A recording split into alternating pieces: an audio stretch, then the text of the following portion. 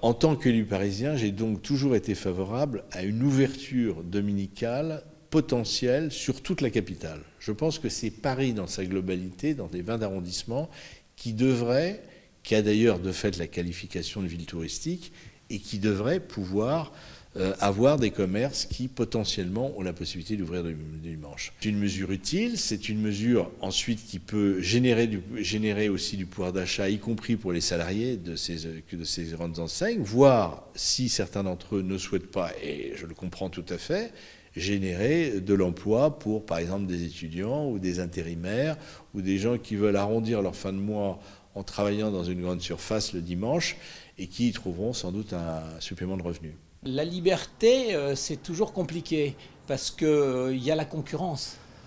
Donc si vous n'avez pas envie d'ouvrir et que tout le monde ouvre ou 80% des gens ouvrent, il n'y a plus de liberté. De facto, vous allez dire, bah mince alors, si j'ouvre pas, qu'est-ce que je vais louper? Donc oui, la souplesse, d'accord. Mais cette souplesse, bah, elle a une contrepartie, c'est-à-dire que ça s'appelle la pression. Les petits magasins font 10 heures par jour, ce sont généralement des petits entrepreneurs.